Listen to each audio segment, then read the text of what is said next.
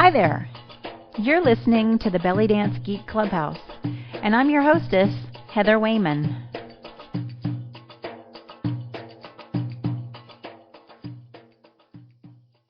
And I'll start off by saying welcome, everybody. Thanks for coming. I'm Heather Wayman, and I'm the director at Belly Dance Geek, and this is episode 69 of the Belly Dance Geek Clubhouse. If you've got a product, a service, or an event that you'd like to promote, we'd love to have you become a Clubhouse sponsor. That helps us cover the cost of producing the show, and it helps you reach over 1,500 enthusiastic and engaged belly dance geeks.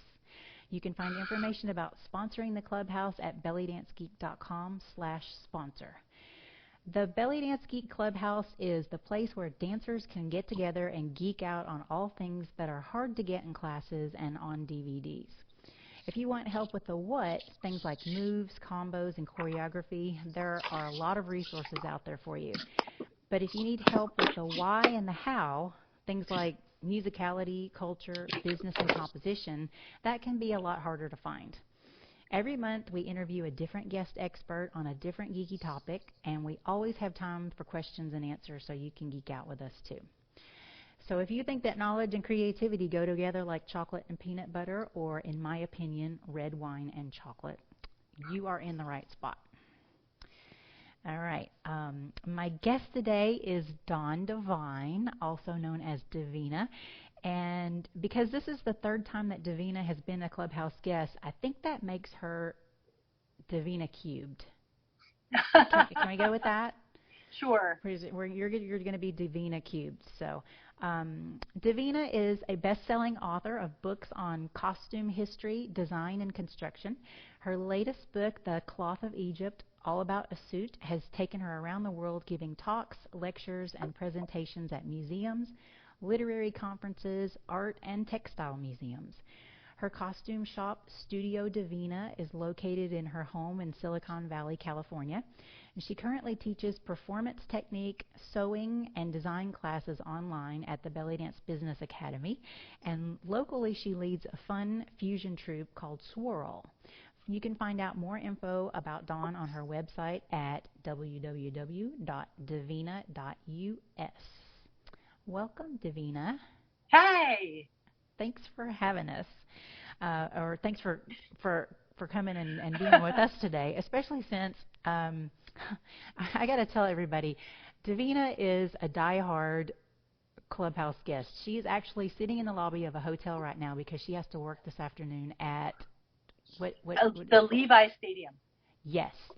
And so she's doing this Clubhouse call with us from the lobby of a hotel, and we really appreciate you doing that. Yeah, it's with technology today, you can have these kinds of events anywhere. So, thank you for working with me to make it happen. I am in the lobby of a hotel. So to my left is a big archway, and you might hear people walking by, and you might actually see somebody appear behind me. I don't know. We'll figure it out. What is it when they photo bomb, video bomb? Yeah, the Clubhouse. See. Yeah. We'll see. Anyway, I always start off the Clubhouse episodes the same way. I want you to tell us your story, how you got into belly dance. What's your origin story? So my origin story is, so this is my third time telling it for the Geeks, yay. I started dancing in 1984 in Milwaukee, Wisconsin, and I came out of a very traditional childhood of ballet, tap, and jazz. Maybe not the best, maybe not all the time, but it was a love and passion.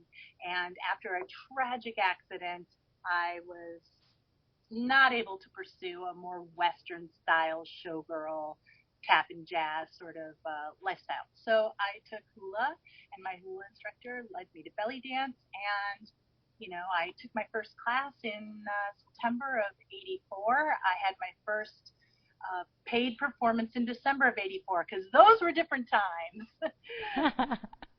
And I really haven't stopped since. And a complete bio is on my website. I went to college and I taught, and I worked in theater, and that wasn't for me. And I went to graduate school and taught some more, and that led me here. 22 books later, I am a guest on your podcast. Wow, fantastic. What a journey. We all have a different story, and it's always fun to hear other people's how their journey unfolds. Yeah. All right. So we have a lot of stuff to cover. I am thrilled that you are here.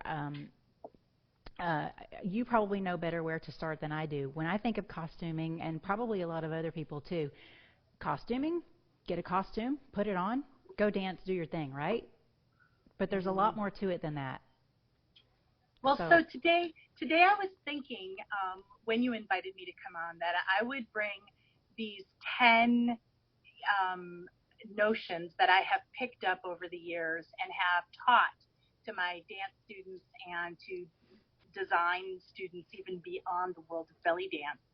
And so basically there's 5 key principles and then I have 5 more top tips. So I thought maybe we could just go through them. I've made some slides for us to look at as I talk about these things, and we can pause after each one and pop in with questions, and we can just roll through this list. How's that sound? Sounds great. So I'm going to start a screen share, and for the folks that are listening to this on the audio only, I'm going to put these slides on the episode page so that you'll be able to see them too. So these are 10 things I've learned on belly dance costuming by Dawn Devine, also known as Davina. So I think that when we talk to people about costuming, we usually think about an ensemble, like one costume. That could mean just a belly dance style bra and belt set with skirts. It's very traditional bedla set. Bedla, of course, means a business suit, as in you're a professional belly dancer. This is your professional suit that you wear. And that is pretty much what I think most people think of when they think of belly dancing. But our framework for visualizing what a belly dancer look like is different for every person. If you're somebody who saw your first belly dancer, say, at a Ren fair, your notion of a belly dancer might be somebody in historic costume. If you first saw a belly dancer at a wedding, you might think of somebody wearing a dress instead of wearing a bedless set. So our framework for visualizing a belly dancer is unique to ourselves. So when I talk to students and people who are becoming costume designers, I like to develop a language for effective communication. So my principle number 1 is that all costuming, this isn't just belly dance, this is all costuming, can be broken down into 5 layers. Now in belly dance costuming, it can be broken down into these 5 that are on the slide right now. Body and grooming is number 1. That is our physical condition, the condition of our hair and our skin. It's our fitness level, it's the shape of our body, and really something that's not pleasant to talk about, it's also our hygiene, how well we keep ourselves clean and groomed and prepared to perform. Then the next level is the first level of additive, and that's makeup and hair. Because these are things that happen to your corporate body, these are things you apply to your skin and into your hair. This has its own set of characteristics. This takes a certain set of products, this takes a certain set of skills, but it's also key in developing your own personal identity. So when I, Dawn, become Davina, it's after I've glued my eyelashes on. So I'm Dawn if I don't have falsies on, and as soon as I put the falsies on, I am Davina. And so makeup and hair go a long way to creating the ambiance, the look, the exoticness of belly dance. Then the third part is the costume. These are the clothing and garments that we wear that create the mystique and the magic, that give the body covering and shape and support and provide us with tools to move around and manipulate as we perform. So the costume, although it seems like it should be the number 1 thing, is actually the third layer we put on, working from the inside out. And while costuming is what we're going to talk about for the rest of this conversation, I'm going to focus on costumes in particular. There's another layer, and that's your accessory layer. So layer 4 is accessories, and this includes anything that you add that isn't a necessity for covering your body. These are additive things. This might include things that are made that match your costume, things that are made of the same materials and supplies. These could be things that are store-bought, like hair flowers or ribbons, things like that. Or it can also be my personal favorite, jewelry. I'm sure there's a few other jewelry addicts out there. And the thing about the accessory level is that your costume can change radically in tone and vibe and appearance, depending upon how you change and manipulate your accessories. And then level 5, which is the big, the big debater. People always debate me. 5 is not part of your costuming. That's props. But I would argue that everything that you have attached or on or carrying or balancing on your body is visible to the audience, and therefore becomes part of the physicality of your appearance. And so in your costume, you want to think about your zills, your balance props, your veil. Some people argue veil is part of costumes or part of accessories, but I put it in props because you dance with it and often leave it behind. So anything that you might come on with or pick up and manipulate and leave, something that's not physically attached to you, falls into the prop categories. So that's principle number 1, the 5 layers of costuming. And what this allows us to do is address each layer. So if you go up to somebody and say, hey, what do you think of the way I look? You could say, costume looks great, but maybe you want to put on a little more lipstick. That's layer 2. Work on layer 2. Or if somebody says, oh, how do I look? And you go, wow, your jewelry is the bomb, but your costume needs to be repaired. We've all been in situations like this, and we're like, oh, nice jewelry. Shame about that skirt. But you want everything to be in balance at the same level of perfection, the same level of quality, and supporting your total look. Right on. Okay. I see Aunt Rocky has joined us. Hey! Thanks for coming. Okay. I just unmuted for a second. Hi, guys. I love you. Hi. Thanks for coming. My total pleasure. I love Davina. All right. Shall we move on to slide 2? Sure. Perfect. And it's a mutual admiration society. Woo! So principle number 2 is that we need to group costumes into logical, I call them buckets. I have written groups here, but if you come and talk to me, in person, I say, there's 3 buckets. There's the glam bucket that's full of rhinestones. There's the ethnographic bucket that's full of esoteric textiles from around the world. And there's the fusion bucket that's full of all kinds of stuff that we have to dig through, and we might find everything. And there might be stuff down there that's scary. And the thing is that this is non-judgmental. This is not based on a particular orientation to the planet, to a culture, to a creed, or to a country. There's glam in every country. There is actually fusion in every country. And, of course, ethnographic exists as an individual, discrete cultural unit within the larger world. So an ethnographic unit might be something as small as one tribe or as large as, say, all Christian people. So those are ethnographic can really expand and contract. But in our dance, generally speaking, this refers to costuming that refers specifically to a location, a place, a time, a people, a race, or a creed. And so when you're presenting ethnographic costumes, you have to be careful to honor and respect the culture of origin by trying to be as accurate and as authentic as possible. Of course, in the world of fusion, you can pick and pull from a variety of sources, not just from the glam bucket and the ethnographic bucket, but from everything else on the planet, from hip-hop clothing and yoga wear to, circus and, the sky's the limit when it comes to fusion. And fusion rolls in cycles. So we'll see if we look back on the last 30 years, you can see there's always a flavor of fusion that's the flavor of the moment. And, right now we're going through a real period where people are really looking back at the 1920s and that sort of glam flapper moment. And so we see a lot of fusion embracing that. But if we go back 20 years, we saw more sort of Mediterranean, Romany-inspired floofy skirts, small vests, sort of a Turkish, Greek, Spanish fusion style of dance. So, fusion moves and rolls with the times and with the taste.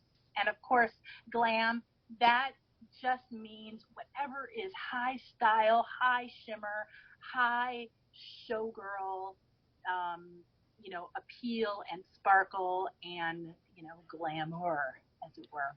So when you think about these three buckets, you don't have to just pick one, but it's nice to, when you're building a costume wardrobe, to think about your wardrobe in terms of, okay, this is the glam part of my wardrobe, or this is the ethnographic part of my wardrobe. And it's nice to be able to discuss those and to use that terminology to discuss what kind of costume you're working on when you're communicating with other dancers. Fantastic. Yeah, this slide is particularly interesting to me with all these buckets and all of the different things in here. We should do a call sometime and so we can have time to delve into some of these things a little bit more. Well, this particular slide, this is a page from the book Becoming a Belly Dancer from Student to Stage. And we don't have time today to go into all the details, but there's more about this particular slide in that book. If somebody's interested in, intrigued by this image, that book's available on Amazon or from Sarah Shrapnel direct on her website. My website, my Etsy store, it's around. Yes, and I will be putting links to all of these resources that are mentioned on the episode page too. This episode page is going to be chock full of a whole lot of stuff. Okay. Wow. All right. The performance Trinity. This was particularly interesting to me. So this is something that's hard to quantify, but it exists in every entertainment genre, not just in belly dance. But in belly dance, what we're looking at is striking that perfect balance between style of costuming, sorry, style of music, and the repertoire of dance moves. And so you might see a performance and go, wow, I really love that costume, but what was that music she was dancing to?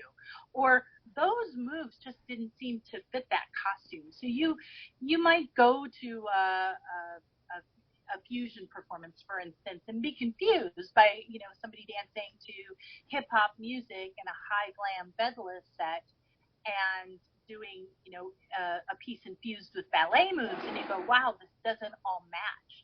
And so the performance Trinity is that moment when all three of these visual entertainment elements, the sound, the visual aspect, and the movement all come together to support each other and provide a beautiful, cohesive dance. Pardon me.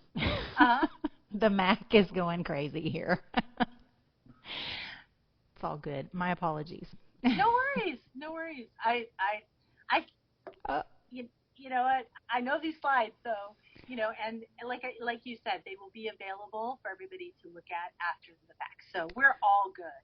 Yeah, and just trying to figure out how to get back to where we were before here. Unfortunately, I lost the PDF. Oops, that's okay. If you just click on the next slide down on the left-hand side, it'll pop up and we'll be able to see it. All right. There it is. Meanwhile, back at the ranch, principle number 4 is to be aware that costumes, so we have these 3 buckets, glam, ethnographic, and fusion. But every costume comes in a variety of grades. And in the world of belly dance, if you are going to go to a performance, you'll see student grade, you'll see this sort of semi-professional grade, you'll see professional grade costumes and then couture costumes. And those 4 grades really impact how people read you. On this slide, I have included 3 pictures of the same dancer as she's moved through the development from student grade through semi-professional to now professional quality costumes. They become less haphazard, more complex, oftentimes more beautiful. We hope they become more beautiful. And then, of course, as you become a professional, they fit better. They are made out of higher quality materials. And as we move through our dance life and process, we want the level of our costuming to support the level of our presentation. So you don't want to go out as a professional dancer wearing a student grade costume. You don't want to be wearing a couture costume as a student and have your costume overshadow your dance or your performance. And so it's important to be aware that these different designations, they're very fluid, but if you can hone in on where you stand, where your budget stands, and where your taste stands, you can more effectively create a belly dance wardrobe that works for you. I know so many people who have student grade costumes that they refuse to let go of for sentimental reasons or because they're going to wear them again, and they don't. And so there winds up being this, huge pile of costumes that don't fit or, I've moved beyond. And I'm always telling people, do the community a favor and pass those on to dance, sell them, have a swap meet, have a rummage sale, convert that to cash so that you can invest in the next level up, as it were. And one of the things that I like to point out to people is that semi-pro level is where they blend in, where you find simpler costumes than the professional level, but more cohesive. So as you can see from this image of Kim in the middle, her costume looks lovely, but the skirt isn't as opulent. The bra and belt set fits nice, but it doesn't fit quite as perfectly or as well as the more professional level costume. Some of the costume styles that fit into the semi-pro level are those tourist costumes that you can buy when, like your auntie will pick up in Egypt at the airport and say, hey, I saw this and thought of you. Or if somebody goes to Turkey and sees something in the bazaar, they're bringing you home something that's in the student and semi-pro category. But even though it might be sold and billed as a professional level costume, it won't have the fit or the structure or the style or the aesthetic. And it will always look sort of semi-professional, like you're almost there. Right. Yeah. You mentioned something about the different, well, when you're talking about the different grades of costumings, and it made me think of the times that you see teachers dancing in a piece, with some of their students. And I think it's important at that particular point when you're in a situation where the focus should be more on your students. You probably wouldn't want to wear a couture or a professional costume in that specific instance. You'd want your costume to match more with your students. What's your opinion on that? Well, so I think we've seen the lead showgirl mentality of some dance instructors where they have students just to form their own personal chorus line. And so their mission is to wear the glam costume while their students are behind them in student wear. So I think that that really reflects the taste of the instructor or the leader of the troupe. Do I think that that's the most tasteful and aesthetically pleasing way? No, I think it looks a little greedy and a little tacky. That's just my personal opinion. I think that when you're dancing as an ensemble, you might want to wear one extra feather in your hair, one extra, a slightly larger piece of jewelry, but you don't necessarily want to dress 2 or 3 levels above the rest of the people in your group. I don't like that. Yeah. That's just me. I'm right there with you. But there are instructors who do that, who create a chorus line, and power to them if that's their agenda and their students are fine with it. Yeah, And that's it's the a choice. Yeah. If everybody's happy with the choices, then yay. But if people are not happy with the choices, pick another teacher. Yeah, There's they moral won't teachers stay. out there. Yeah. Yeah. Yeah. So, yeah, we could talk about any of these topics for the whole Oh talk. man. So, You can definitely see the difference in these costumings. They're yeah. all wonderful, absolutely Uh, wonderful, but there's definitely a higher level to the professional and the coacher.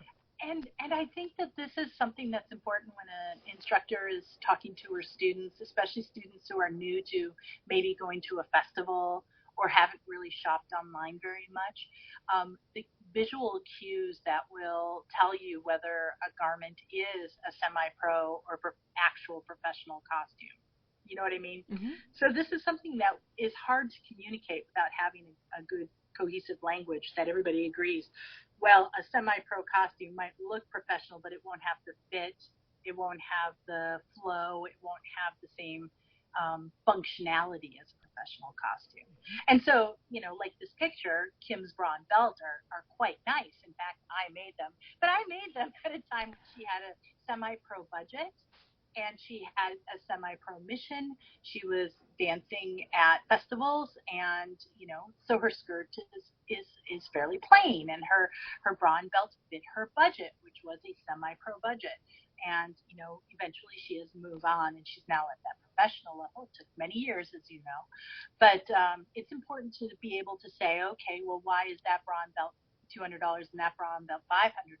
Well, that's the difference between a semi-pro and a pro level, or even a student and a semi-pro level. Right. So it's good to talk about it. Every community will have different community standards, and every instructor will have their own taste. And of course, we all have our own taste. So it's all about that balancing taste versus budget versus needs, and of course, the style of dance that you're performing. So complicated. Why Yeah. is it so complicated? It's life. I think one of the biggest the biggest differences between $200 and say $400 is glue and sewing. Yes, exactly. Exactly. I I can't tell you how many costumes I've taken apart, and it's like, okay, I'll take this costume apart and I'll fit it to you. It's like, oh, you take the lining out, and you go, no, no, I'm not. This is made with cardboard. Oh, And there's a whole style right now. There's a whole style of costumes that are coming out of Egypt where they're using foam and they're sewing through foam. oh my And gosh. when you take the lining out, there's foam with thread going through it. And of course, foam is extremely abrasive. That's why it makes good sponges. Mr. Clean is a good sponge simply because he's a sponge. Do you know what I mean? It's the action of the foam. And so they fall apart so fast because the foam is actually rubbing on the stitches going through the foam, break, break, break. So Right. those costumes with the foam base fall apart within 6 or 7 wearings. Oh my gosh, that's awful. Yeah. So don't buy a costume with a foam inner lining. Don't do it. Save yourself Good some tip. money and hassle. Very good tip. Yeah. Let's see what we have next here. So the next principle is that your belly dance wardrobe is more than just your costumes. I think that a lot of belly dancers, when they've reached a level of maturity in dance, they know that what they wear in class, like me on the left, or what they wear to an event, like Sarah, who's next, or what they're wearing pre-performance, i.e., a legitimate cover-up, like Aya is wearing, and of course she has her gig bag with her. All of those things, all of those components are part of an overall belly dance wardrobe that includes every aspect of your belly dance life. So this isn't just about, I need a green costume for this St. Patrick's Day performance. It's about going, okay, I need to think about the wardrobe and the way I present myself in classroom, workshop, both as a teacher and as a student in those environments. And then as a person who's attending, what is your off-duty belly dancer face, right? Not quite as much makeup, not quite as, are you going to wear the same jewelry? Are you going to have a signature style? I mean, I have a signature style. I always wear a suit to events. everybody knows I'm going to show up wearing a suit. And if I don't, they ask, "Are you feeling okay?" I'm like, it's my suit isn't there. But it's something to think about. How are you going to present your belly dancer style even when you're off duty? And you want to look stylish enough to be part of the glam or inside crowd while still not overshadowing the actual dancers who are performing at that event. So it's that tricky balance. And of course, when you're a gigging dancer and you're performing, you know that you need to have clothing that won't compress your midsection. So the princess line dress that you wear to your gigs, every season in order to have something that flows and shows your shape, but without having elastic or a fitted waistline that'll dig in and leave red welts. So when you put on your costume, and we don't think about, your gig dress, the dress you wear to the gig that will not pull or scratch or contort or distort your skin or body. So those are all things that come into play when you're thinking of your greater belly dance wardrobe. It's more than just costumes. There's nothing worse than, this doesn't happen to me anymore now, of course, because I think about these things. But yeah, I remember going to shows, not get paid gigs, but just Hoffala type shows, and taking off blue jeans or whatever and having this big welt across. And there's never enough time for that to disappear before you go on. Anyway, so that is a very important thing to think about. I'm glad that you mentioned it. And the reason it's important is because we want to look our best at all times as we present ourselves as entertainers.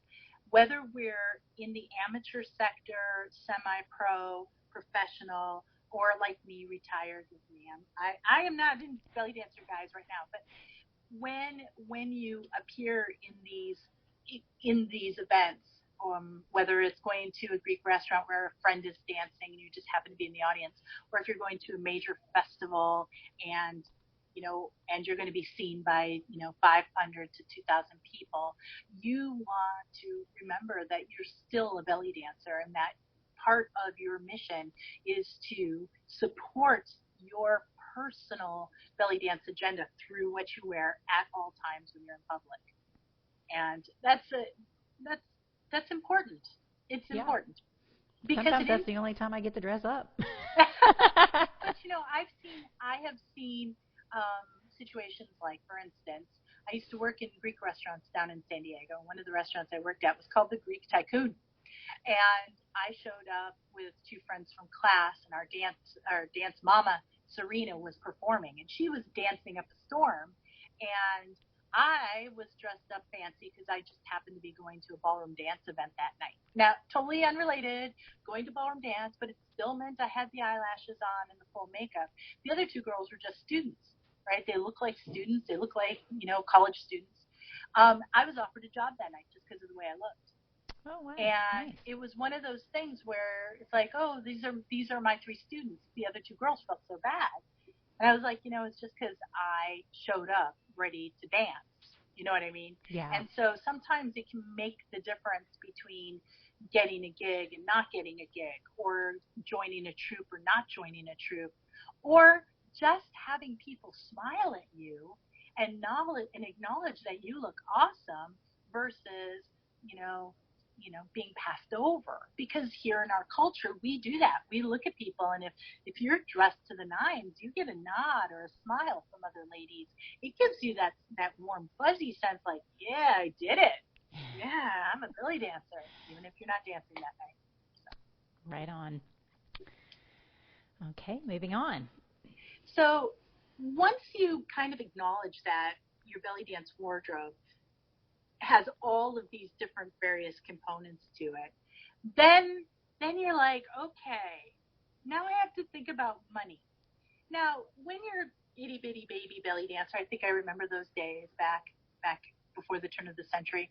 I made my own costumes. I didn't have access to the internet and to huge festivals. I was living in the hinterlands of the Midwest, and I think my first belly dance vendor I met was Audrina of Chicago. But that was further down my career path, or hobby path, really.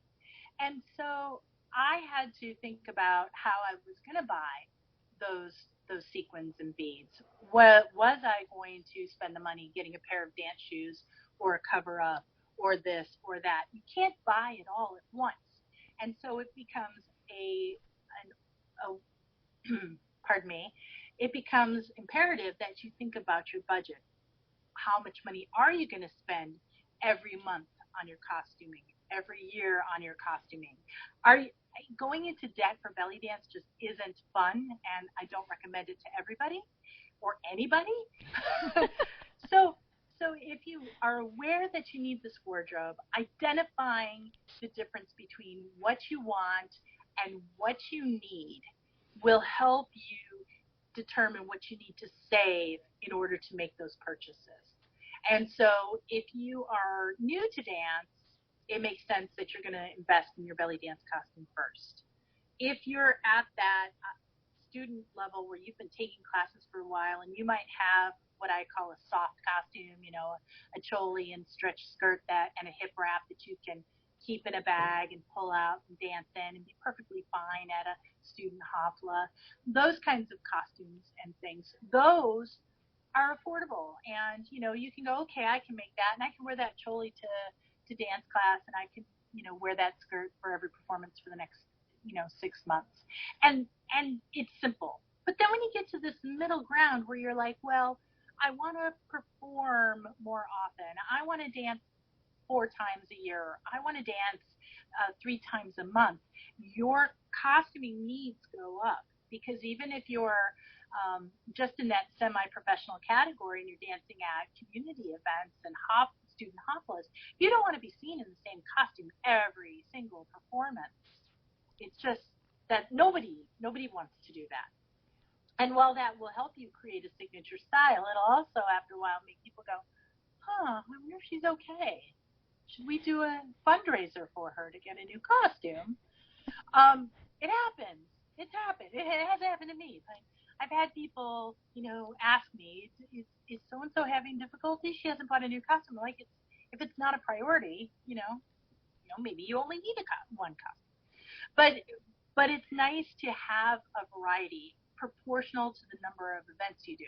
So if you are dancing 3 times a month, you might want to have 3 costumes in rotation, so that if you can wear a different costume every other performance. So by the time somebody sees you in the same costume, it's 6 or 8 weeks later in the next quarter. And so knowing that you need to have 2 or 3 costumes when you're dancing twice a month, or 3 or 4 costumes when you're dancing weekly, or if you're a gigging dancer, you might need to have 12 costumes, because you're always going to have some costumes in the costume hospital. So to have 5 or 6 really good, well-fitting costumes that fit the season, that look good in summer versus looking good in fall versus looking good in winter. You might have different costume needs for special events. You might have these things. So your goal is to identify what your needs are that you need based on your actual belly dance performance cycle and schedule, and also what you need to take the step up to the next level. So if you want to attempt to become a more professional, like you want to apprentice with a professional dancer.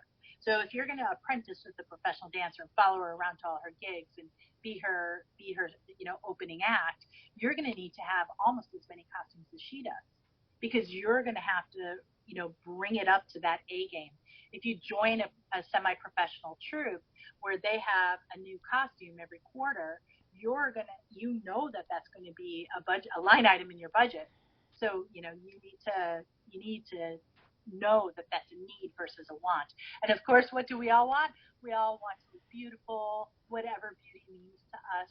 We all want to look our best, and we all want to look sort of expensive. We don't want to. We all want to look just one tick above where we're at. Yeah, we want sparkle. We all want sparkles. Yeah, even if it's shine, like in coins and chains. Right. Yeah. That has its own mystique. Right. And I think that for people who are in that ethnographic world, who are looking to really create a particular genre from a particular country, in that case, they're looking for the highest quality versions of those textiles. So I've seen people who spend tremendous amount of money on Persian fabrics in order to make that Persian costume, where the fabric is so lush and so tremendously like $200 a yard fabric in order to have that preeminently authentic costuming experience. So yeah, we all want it. We all want it, no matter where we're at. And of course, I'm always telling people that you should calculate value the way that professional stylists calculate value, which is your cost per wearing. Because cost per wearing is something I don't think a lot of beginners or students think about. Well, how much is that going to cost me? Well, if I got on to, let's say I call a Sherazade Imports and say, hey, Lucy, I need a choli, a skirt, and a hip wrap for 12 people. Can you do this? And she provides them, and it costs $135. I don't know. I'm making numbers up, so you just have to bear with me. It might cost $250. We've had inflation recently, But let's say you have that costume. Well, you take that, and we're going to make it a nice round number. I'm going to make it $200. Every time you wear it, that cost for wearing is cut in half. So you wear it once, and it costs you $200. But if you wear it twice, it was $100 a wearing. And then so on and so forth. So if you wear it 52 times in a year, because somehow miraculously your dance troupe performs 52 times every weekend for a whole year, think about 200 divided by 52. You're down to pennies, dollars a wearing. And so when you are thinking about these costumes, you can say, hey, I want this beautiful, elegant couture gown. I'm going to go to Turkey and get something from Bella original. No one else will have it. Or I'm going to go to Egypt and I'm going to find the hottest designer now. I'm not even sure who the hottest designer in Egypt is right now. But let's say I knew who that was and I want to spend $2,500 on that costume, something so unique, so special. How often are you actually going to be able to wear that over-the-top couture gown? And so that's where you go, wow, couture is great, but the price per wearing is also excruciatingly high. And so, your goal, in your process, whether you're a seasoned pro or a retiree like me or a dancer, rising star, is to really think, well, if I spend the next step, so for me, the next step would be a step down, I think. But let's say the next step for me is to go from $400 to $600, and I'm buying that $600 costume. Am I going to buy a costume that is actually more versatile at that price point so that I can get the maximum value for that? So for instance, I might buy a red costume for $600 because a red costume can be worn for so many holiday experiences, Chinese New Year, for Diwali, for 4th of July, for Halloween, for Christmas. A red costume is preeminently wearable for seasonal holidays across many different cultures. And so maybe I'll spend more on that red costume rather than that rainbow dip-dyed purple, green, blue peacock fantasy, which is going to be so unique and so dramatic that I can wear it once a year because everybody will be going, oh, it's that costume again, because it stands out and is so over the top. And the other thing you want to do is you want to think and you want to really do your research, find out who is, what's coming up, what is the style that's coming up, what is the color palette that's coming up, who are the designers, if you know who the hot designer in Egypt is, make sure you leave it in the comments. Anyways, but you do that research to find out what's trending so that you're not buying something at the end of a trend. Okay, so like right now, if you think about what's happening in Egypt right now, you see a lot of cute boy shorts that have rhinestones on them, or that are, that peekaboo shorts that's coming through the tops of the skirts. So the tops of the thighs are covered, This is a rule-driven costume style, but we see it here just, really becoming popular in the United States because that's what they're doing in Egypt. That's what we're doing now. If you think back 6 years, it was the two-piece bedla, the bra, the belt integrated into the top of the skirt, and it was very stretchy. And that was the style 6 years ago. And we still see that style, but it's no longer new and fresh. So when you're thinking about investing your hard-earned coin on a costume, you want to do a little bit of research. So you know what you need and you know what you want. You do the research to find out what's in style, and you learn how to determine quality, and then buy something where you'll get the maximum cost per wearing, and then you'll be a happy camper. And then you'll be able to afford another costume. So. Where do you do your research if you're going to look for styles? Well, so right now we are so lucky to have the internet at our disposal. So I'm going to, for instance, you'll see a lot of videos of hot performers directly from Egypt on their Instagram feeds or on YouTube or in other social media. Facebook's not as useful these days because it's not really searchable, but you can find things on Google. Type in belly dance performance 2019, for instance, Egypt or Cairo, and then you'll get a whole bunch of things that are dated to that window, and you can just look at them. Now, they're not going to tell you who their designers are. Sometimes maybe, but generally speaking, if I went to a show and I sat with my phone and I took a video and I put it up on YouTube and said, I saw this hot dancer. Her name was something something. It might not even be spelled right. And she was awesome. And, I don't know who her designer is. But you can bet dollars for donuts if she's dancing, at a place like the Sammy Ramis or, at a major event, that she's going to be wearing a costume by a designer who's important. And even if you don't know that designer, you can evaluate what she's wearing. She's probably wearing, if she's in Egypt right now, those little cute shorts with all the rhinestones on it that peekaboo out of skirts. Or if she's a Russian dancer, she's probably wearing that filigree look, the filigree, cut work designs that are so popular right now coming out of Russian style, which is also happening in Egypt now because there's plenty of Eastern European and Russian dancers in Egypt. So we see this merger of styles that are happening there right now. So so I would use the internet, but use dates so that you see the latest. Okay, not necessarily the most popular. Yeah, and a lot of times you mentioned putting a video.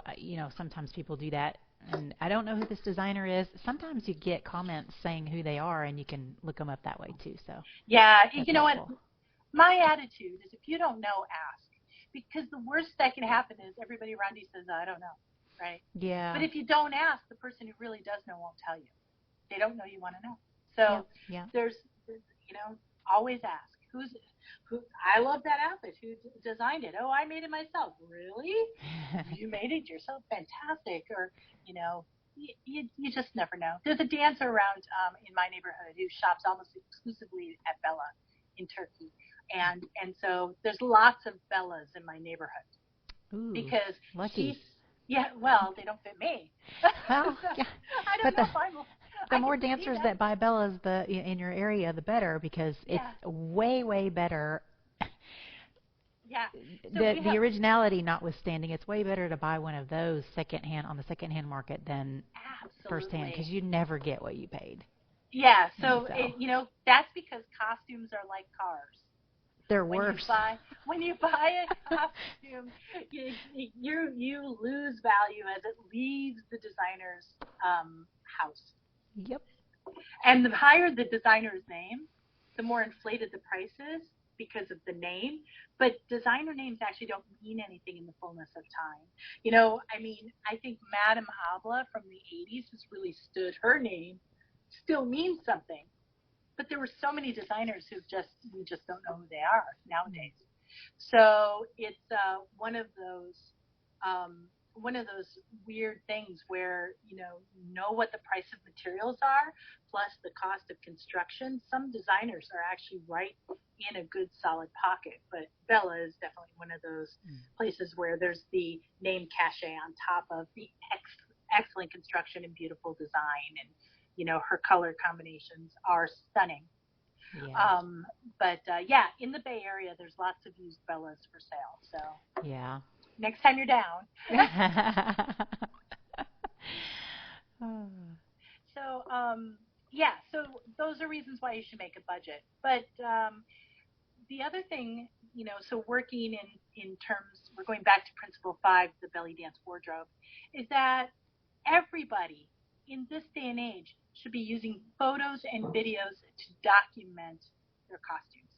And not just a costume per se, but every costume look. You have the ability to just like whip out your phone and hold it up and go, okay, I was wearing these accessories with this dress, with this pair of pants, with those shoes, and be able to fully document head to toe. But the real key to that documentation is that you go back and you look at it, you evaluate it with a critical eye, not a harsh eye, not a, wow, I look so fat, or gosh, damn it, why did anybody pay me to do that? No. We're talking about looking at it objectively, your costume, going, did that hairdo work with this style of dance? Did these accessories work with this hair in this style of dance? How does that jewelry look? Is it looking a little tired? Does it look great? Do I have a piece I think would look better with that ensemble? And so really start thinking and looking and developing that sort of take a step back, which is easy to do when you've taken a lot of photos. Once you get used to looking at your video and looking at your photos, it's just like listening to your own voice. It hurts the first 20 times. It does. But when you start looking at yourself and thinking about it as documentation of your dance career and your wardrobe, then you can use those images and videos as tools to help you build a better dance practice and a better dance wardrobe. And so, you wanna keep an eye on things. When is that skirt looking a little too done? Do you need a new pair of shoes? Do you need to stone those shoes? Do you have a pair of character shoes that, they were black, now they're gray. Oh, let's get some glue and put some rhinestones on them, and then you have a new pair of shoes. So your goal is to really think about how you can restyle, change your accessories, make fit or style alterations, do repairs, add embellishments. These costumes we wear, they're not set in stone. You can, well, some of them are set with stones. No, sorry. But you can always add more things. And I know that sounds crazy, but you can always put more stuff on your costumes. You can also take things away, unless they were glued. If you accidentally bought one that's all glue, I'm so sorry, you poor thing. You won't be able to do anything. That was years ago. I don't think it's years ago for everybody. I think everybody has a moment like that where they go, oh, I can't believe I bought that. But, sometimes in the realm of budget, though, for $150, I have bought a couple of really fantastic costumes that, you might wear them 3 times and sell them, and another dancer who's also on a budget or at a different time in her budget can benefit greatly from it. So absolutely, there's a time and a place for those. Well, and there is a costume economy that exists in the world. I think you see it a lot on Facebook and all of the sales communities on Facebook. The real key. Okay, so here's a big tip: is find somebody who has the same style as you and the same size and shape as you. And then you can work together as a team and follow each other up the ladder. So, for instance, I can tell somebody who's a size 18, hey, I want that costume when you're done. If you buy that now for $600, I'm going to commit to buying it 2 years for $400 or $300. You can work together in groups of like tasting, like sized individuals and really work as a team to build your costume, your costume wardrobe. Of course, there's always a person who goes, this is mine. I'm never going to leave it. It's going to be mine till the day I die. They're going to have to rip it off my cold, dead body. And I think we've all said that about at least one costume we've had. You know it. Then, after the 800th wearing, you're like, should have sold it to that girl who wanted it. Exactly. So, it's important to think about things in, the larger context of a wardrobe. Yeah. But going back to documentation, part of what documentation does, especially if you are a semi-pro dancer who wants to be a pro dancer, whether that means teacher, a troupe leader who earns cash, a working professional full-time dancer, a part-time dancer, if you are working in this like spectrum of professional, you need to document your looks in order, for taxes, for tax purposes, for your portfolio, so that you can get more gigs. So this habit of taking photos and videos all the time means that, okay, I shoot a video every time I perform. That moment you have that fabulous, awesome, kick-ass, A+, best performance of your life. It's on video. That's right. It's not narcissism. It's documentation. It's documentation. And I would like to think that none of this is narcissism. But really, when all is said and done, we have to remember that this is an industry and a hobby that really looks at our physicality in non-objective ways. Beauty, strength, style, all of these things, these ineffable, sort of undescribable categories, we're all searching to be the best in those categories. Yeah. And so we can't take the next step up if we can't identify what we need to fix and change. And so I feel like there's a whole class of, so here, can I be a little cranky old lady right now? Okay, we're all leaning in. Okay, we're all leaning in. So there's this class of dancers that I call lifestylers. And a lifestyler is somebody who goes, okay, I've taken classes for 4 years. I'm just going to take the occasional workshop. I'm going to dance at every festival I can, but I'm not going to work on building my technique anymore. I'm just going to be content living the belly dance lifestyle. I am a belly dance lifestyler. That's me.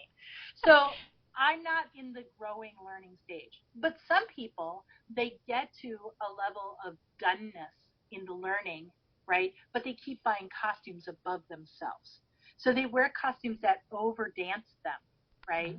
Where their dancing never, it's like, oh, well, I've got a great high-power Silicon Valley income. I'm going to buy that $800 costume, right? But then, their snake arms look like chicken wings. And, it's kind of like, yeah, you can afford that costume, but that costume won't buy you the full package. And so this documenting yourself allows you to step back and go, is everything matching? Is my skill level matching the quality of my costume? Is my taste level matching where where I want to be versus where I'm at? That gap between sort of this reality, which is sometimes way down here, reality, versus, where I want to be. How do you step that up? Unless you're willing to invest time and energy in the growth and development. And if you're not going to go to class, and you're not going to rehearse, and you're not going to practice, then it becomes easy to make it about the costuming. And so you get these lifestylers who have these beautiful costumes, and then it's like, oh, and then they get compliments like this. Oh, your costume is really pretty today. Don't you hate that? No, I love it because I make costumes for a living. But you know that the subcontext is dun, dun, dun. But you're dancing. But anyways, you look fabulous. But the lifestyle category is a great place to be because there's no pressure. We're not trying to be a size 8 and fit into, so that we can go dance at the restaurant where the restaurant owner wants everybody to be blonde and skinny. You know what I mean? So I don't have to be a showgirl anymore. I can eat those cookies. But yeah. So again, this documenting your costume looks is about being real with yourself and using this body of knowledge to push yourself. And that might mean some hard truths. Hey, maybe I shouldn't wear costumes that are that revealing anymore. Maybe it's about time to let go of that costume I had before I had my child and my boobs grew 3 sizes. You know what I mean? So, there's facts that happen that, in our fantasy world, in our belly dance fantasy world, and I have one. Trust me, Davina, she's hot. Davina's hot. But I watch a few videos of myself and go, oh, I'm not so bad actually. And why don't I dress according to my station and my skill level, rather than,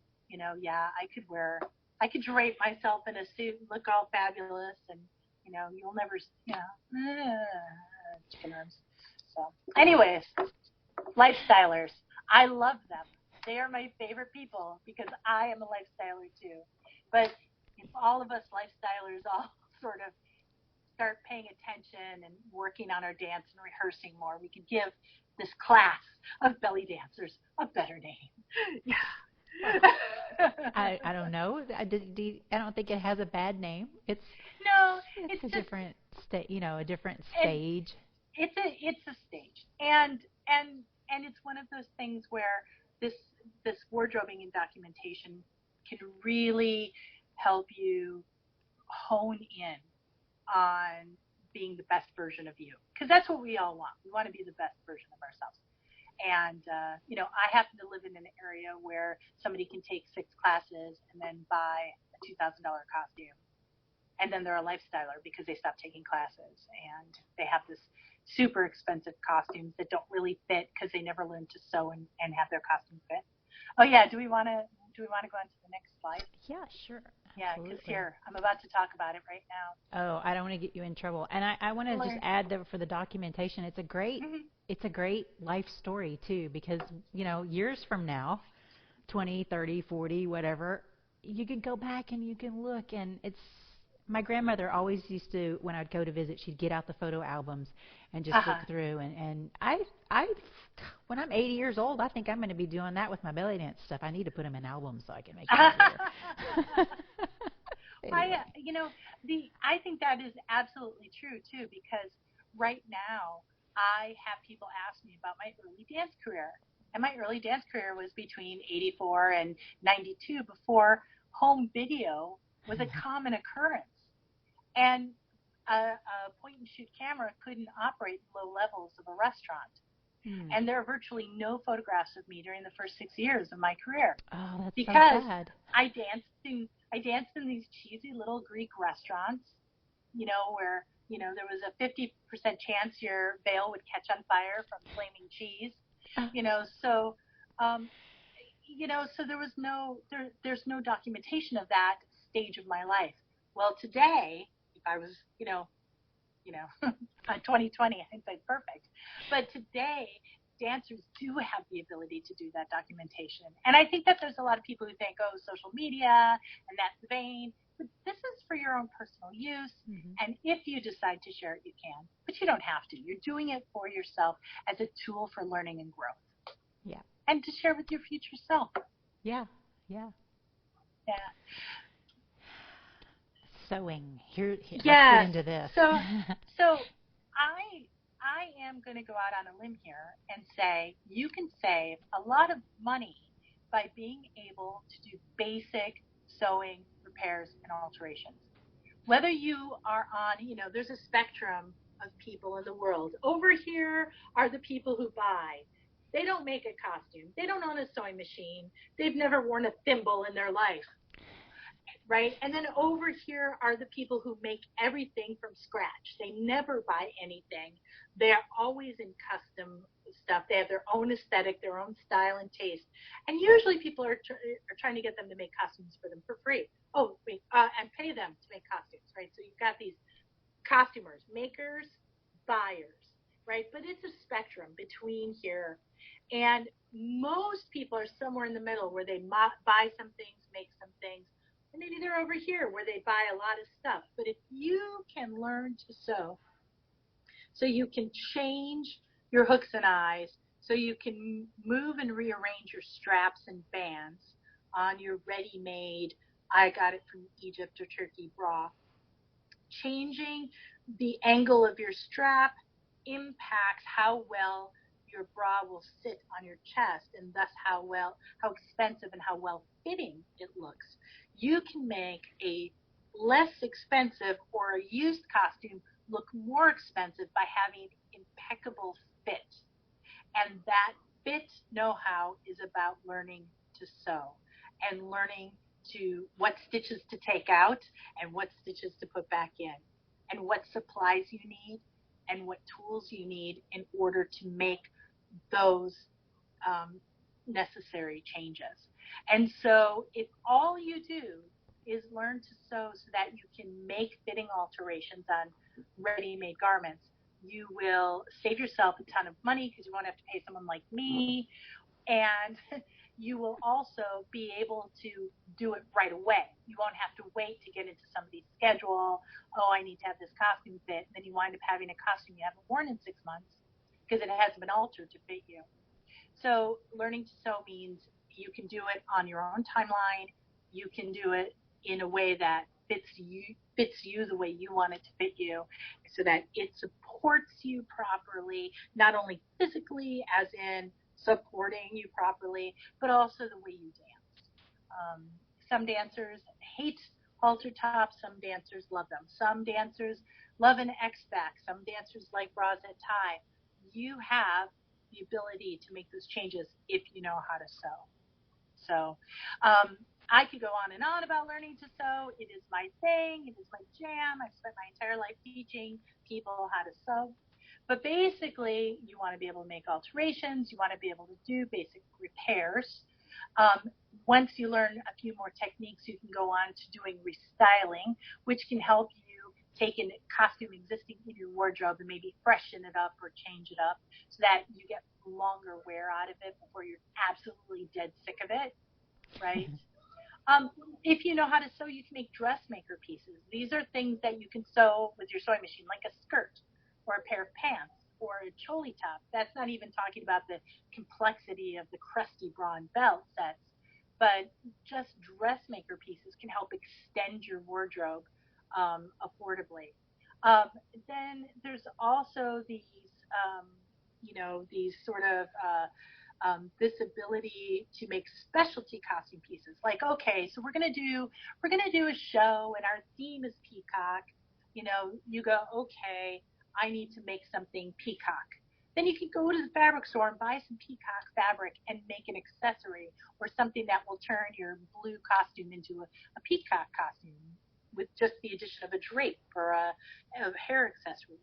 So you can turn a regular costume into a specialty costuming piece using handmade accessories or temporary tacking, right? So you tack something on, so you have your bra and belt, and wow, that gold bra and belt is suddenly this beautiful Grecian period thing because you've draped white fabric all over it. You just strategically tacked onto it.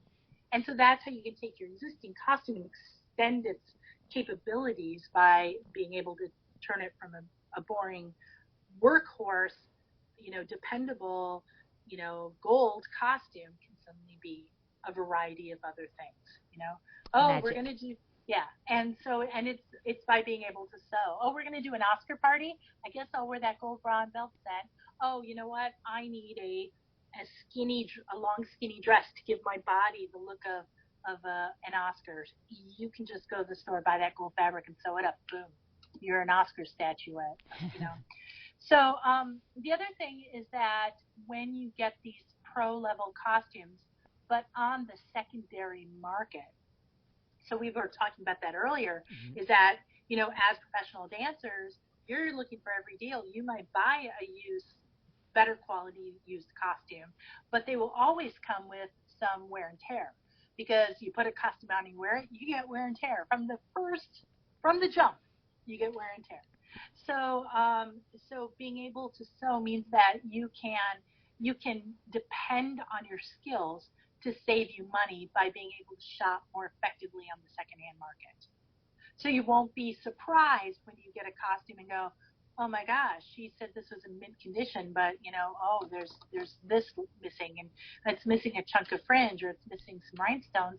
You'll be able to say, got you covered. I can take care of that. No problem. I have the skills to rethread some fringe, or I have the design experience to go, I can't match those beads, but I'll coordinate with those beads and find some different beads that make a statement.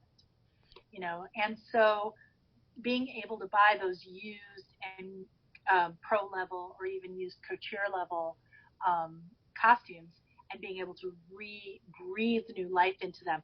Again, fitting them beautifully, making any needed repairs, and doing any moderate restyling in order to fit your body and style. So learning to sew is everything. It's everything. Could you, yeah, it is very, very helpful. Could you give us a little idea or what's the difference between the pro level and the couture level costuming? Okay, so a pro level costume, and everybody will have their different definitions. But in my world, a pro level costume is a workhorse costume that's made for a professional dancer who's on a circuit of some sort. So maybe they're working in restaurants, or they're traveling with the tour, or they're traveling with a band and they're opening for the band. They need a costume that's going to hold up to the rigors of performance and travel, that's going to look expensive, whatever expensive means, whether, because you can have tribal, ethnographic, or glam. Those can all be very expensive looking. Mm-hmm. But the more professional you are, the higher the expectation for looking like you're worth what you want to be paid. So if you want to be paid $300 to do that wedding, you better be able to look like $300. You want $1,000 for that wedding, you better have a costume that looks like it's worth seeing and paying $1,000 for. But in a more step back, the difference between pro level and couture level is couture level means it's made for you, and you have the only one, and it's handmade. So you can get a ready-made Bella, or you can have Bella design and make one for you, right? Couture level is the next level above pro level. But it's where she's going, okay, you want something totally and distinctly you. I'm focusing on you. You're paying a premium price to get a premium product, but then you have something that's so distinct and so unique that you're not going to bump into it in another event, right? Yeah, you're not going to see yourself coming and going. And as a seamstress, so let me tell you what this means for me. As a seamstress, I'm going to charge one level for a pro level costume. You want a pro level costume, you're gonna get a workhorse. You're gonna get something durable. But it's not gonna necessarily be the most unique thing on the planet, because I'm not spending 10 hours in front of my dress form designing. Do you know what I mean? Mm-hmm. And so you're paying for the aesthetics and the design at the couture level versus, okay, at the pro level, oh, you need a costume that's green. You need a money costume. You need a green costume Colette dips in. Okay, let's do this. And you want it green and black. All right, fine. You're getting it custom, but it isn't necessarily going to have the level of design and the level of expense in materials. Mm-hmm. So, for instance, for a pro-level costume, I would make a polyester skirt because I know that's going to be wearable, it's going to be durable, it's going to be washable. But at that couture level, it might be silk.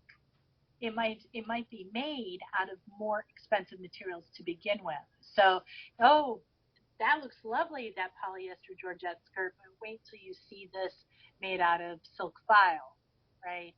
And then, but you couldn't take that and roll around on it. No. At the Middle Eastern restaurant. You know what I mean? You're not going to want to take that costume where there's food. I always talk to dancers, when they come to me, and I'm like, your costume's gross. Don't you ever wash it? And they're like, oh, you can't wash these things. I'm like, girl, you can wash. You can wash these things. But, there are some things you would do in a professional level costume as a professional dancer, that you may not necessarily want to do in a couture, one-of-a-kind custom $2,000 or $3,000 costume. So it's the same as clothing. I mean, you think of Dior, you think of Chanel, you think of the kind of expense, the hand quality, the craftsmanship, and the expense of the materials. The same thing applies for belly dance costumes. And couture costuming is out there. So, Yeah. It's something to be aware of. Yeah, I won't spend money on Dior and Chanel, but I'll buy Bella's all day long. Well, we know where you are prioritizing the budget for your wardrobe. Exactly. Right? So, perfect example. No. So, but yeah. So as a designer, as somebody who designs, nobody pays me for couture level sewing. I do it in places, but most people can't afford to splash out $2,000 on a costume. So that's the reality of our world today. So, but if you can, call me. You know where I am. I'm in Sunnyvale. You're close. I'm just up the road. Oh. So anyway, so we've covered all of these subjects, and does anybody have any questions? I do have any questions come in? We are. I'm going to open this up for questions. I had one. We were talking about lush fabrics.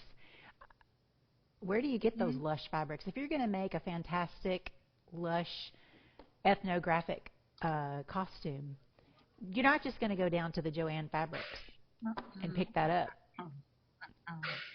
So again, it's about budget and it's about research. So for instance, I'm going to use an example. So I recently made a dress for a local dancer to wear to Indian weddings. This is a market that she's exploiting, and she needed 3 costumes to do the wedding season because some of these people know each other, so you can't just have one Indian wedding costume, right? Because some of these people know each other, and they'll go, oh, she only has 1 costume. So I made her 3 coordinating ensembles based using Indian textiles. But I actually went to the neighborhood, which I live in a large community. I live in a major metropolitan area that has an Indian community. And I went into the Indian community and bought fabric at Indian fabric stores. Nice. So that's number 1. And if you don't have access to that, look online. So if you are looking for Persian fabrics, look for Persian fabric. Mm-hmm. If you are looking for, like I work extensively with a suit. Go figure. No, I know this is shocking, but I work extensively with the suit. So I have dealers in Egypt who I shop from, right, when I want to buy new, and I have dealers in the vintage and antique world who I shop from when somebody wants a vintage or antique costume. Of course, I send my customers to those places to buy their own fabric, but I've created a little book, right, that says, okay, I can contact this person and that person and that person, but it's only come after years and years and years of doing research. So for instance, somebody needs a vintage costume. I'm going to go to Jasmine Key in the UK and say, hey, what have you got for sale right now? Because I know she deals in high quality a suit. Shout out, Jasmine Key. But, there's Desiree who sells vintage and modern a suit. I might contact her for, hey, I need some purple a suit. But I have made those connections over years of doing research and experimenting. So, can I tell you where the best places are? Well, the best place is to do the research on the internet, or even better, to buy locally to your community. Now, if you don't live where all you have is Joanne's, forget about it. You know what I mean? Just, Thank God for the internet. Yeah. The other thing you could do is you can plan a fabric shopping trip and go to New York, or you could go to LA, to fashion districts, where they do have ethnographic textile dealers. Mm-hmm. So you can also look, in your local community, if you live in a largish town, you can look and see when there are ethnic textile shows. Because in San Francisco, for instance, there's an ethnic textile show. In Los Angeles, there's one. And you can go to those places and you can look for your materials. A little bit more expensive. You're going to find super high quality. But, look and see what's available in your community passing through on the sort of traveling show. That's also a good tip for people who are buying jewelry, to look for the gem and bead shows that travel around. They often have rhinestone jewelry ready-made and ethnographic pieces for sale wholesale and to the public. And so you can go to those places, and your regular town may not have those opportunities, but when those gem and jewelry shows come through, then you have access to that. So, okay, great. All right. yeah. Questions, other questions, who has them? If you're on the phone, you can unmute yourself by pressing *6. And if you're on the Zoom app, there's a little speaker down, a little microphone app down, or icon down in the lower left corner to unmute.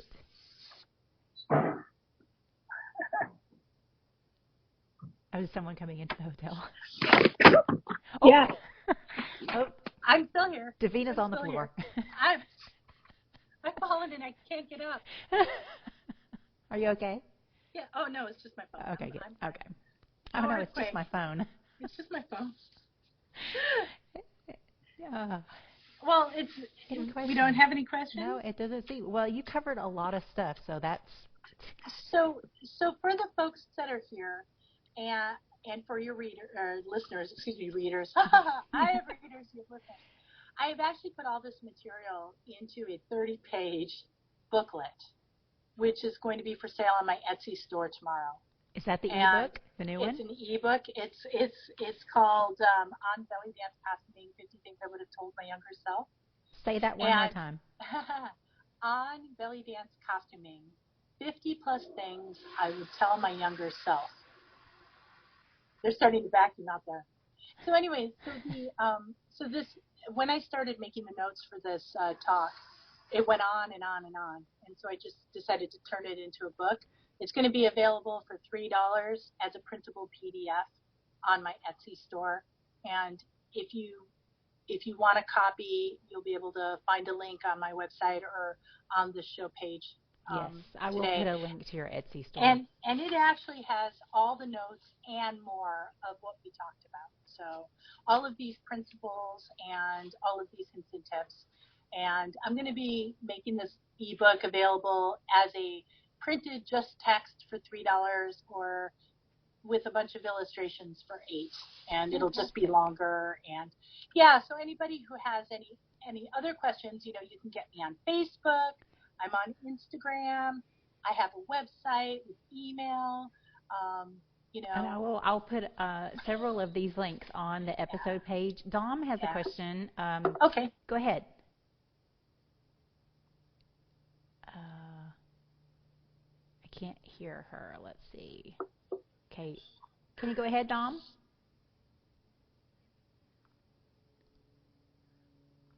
Well, I don't hear anything. I know, I don't either. Let me unshare here. That might make a difference. I don't know. The marvels of technology. Dom, can you hear me? Are you able to use the chat box?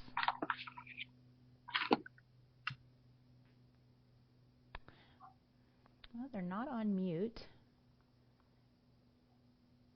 Oh, I see chat here. Hold on. Oh, okay, here we go. I got it. Finally. Yay. Okay, she says, how do you really objectively judge your own costume? I know I can always ask others for their opinions, but people may not always have good intentions when it comes to their opinion. Right. So think about it this way. So when you are shopping for something and you look in a mirror and let's say we're going to use bathing suits. That's a classic example. You put on a bathing suit, and the first thing you do is you look at your thighs, you look at your tummy, you look at your bust line, you look at your upper arms, and you're looking at all of the things about you that you may not be interested in seeing. And it's only in time after seeing yourself in photographs from a distance where you can say, hey, I'm really glad I brought that bathing suit. Turns out that I don't look half bad in that.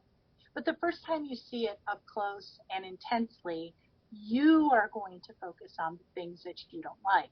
Now, when it comes to belly dancing costumes, many of these same features are on display. Your upper arms, your tummy, your bust, your neck, whatever it is that might be a bugaboo for you. And the goal here is to accept that about yourself and go, you know what? I'm X. I'm small. I'm large. I'm wiggly. I'm jiggly. I'm skinny. I'm too chubby. Whatever you are, you have to learn to accept you. Then you will be able to look at the clothing objectively without looking at you non-objectively. So it's about learning to look and see beyond your own personal taste and sort of emotional issues related to your own physicality. It's tough, it's hard, but the best way to deal with it is to make it habitual. Make taking photos and looking at photos of yourself a habitual thing. And you will eventually get over the, oh, my skin is pasty, oh, my teeth are crooked. These are my own issues here, by the way. I do have crooked teeth, I do have pasty skin.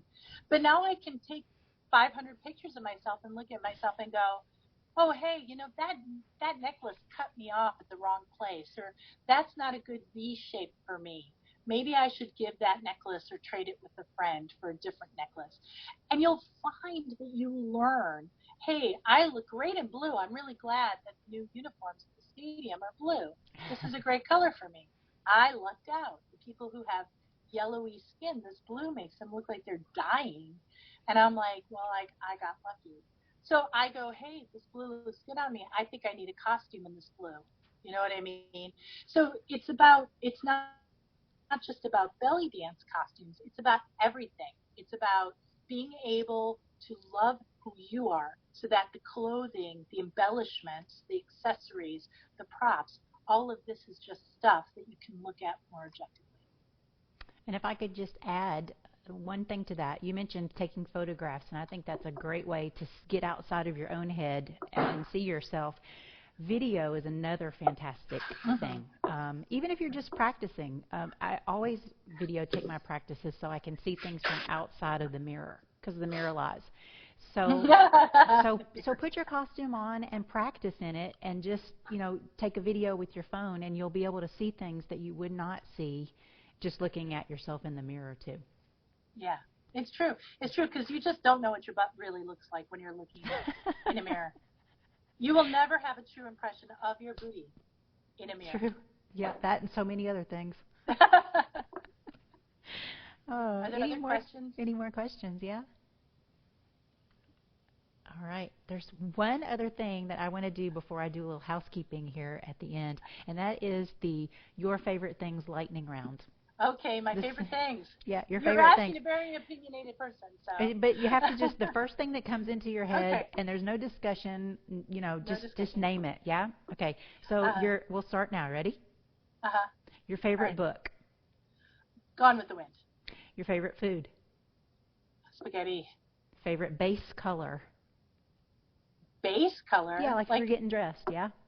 Oh. Yeah. Main Blue. color. Blue. Favorite splash color. Pink. Ooh. Favorite day of the week. Everything that ends in Y. Favorite poet. E.E. Cummings. Oh. Favorite composer. So the first thing that came to my mind is David Byrne of the Talking Heads. There we go. Okay. That's it. Okay. Your favorite accent, like speaking accent. British. Hello. Favorite juice. Orange juice. Favorite behavior. Funny. Do you have a favorite macam? So Bayati. Right on. Used for Palestinian debki. I like debkis. I like how bouncy it is. Okay. Favorite instrument. I like the nai. Right on. All right. Fantastic. Thanks for doing that. David Byrne, where did he come from? Who cares? I told you I was opinionated. I just didn't know where that come from. And if people took one thing from this call, what's the most important thing, do you think? To think about their wardrobe as a cohesive, giant thing that needs to be nurtured and loved and used and shared with the world. Aw, that's so sweet. All right. Okay, so a little housekeeping here. Thank you so much for doing this, especially in a hotel lobby. And thanks everybody for coming. The call is over, but the conversation doesn't have to be.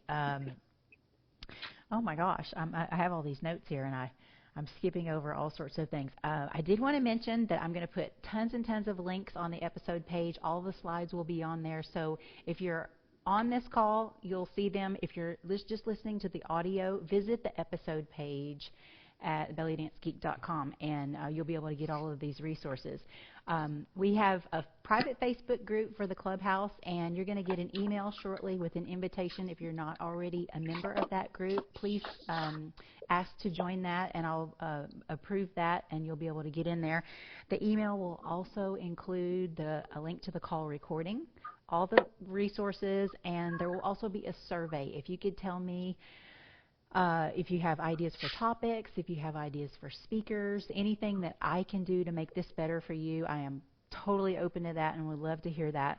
Our next call is going to be Thursday, September 19th at 2 o'clock Pacific time, and our guest is going to be Sadia of Texas, and she's going to be talking with us about balancing your belly dance career with motherhood. And if you're not a mom or your kids are already out of the nest, it doesn't necessarily just have to apply to motherhood. It can apply to husbands. It can apply to any other caregiver situation that you might be in, because, you know, life happens, and we need to having tips to balance things like that with your belly dance career can be helpful. So it's going to be a great call.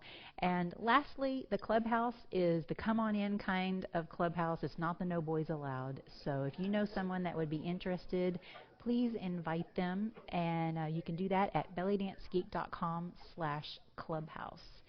And until next time, thanks for coming and happy dancing. Thanks for listening. For more geektacular resources, visit bellydancegeek.com.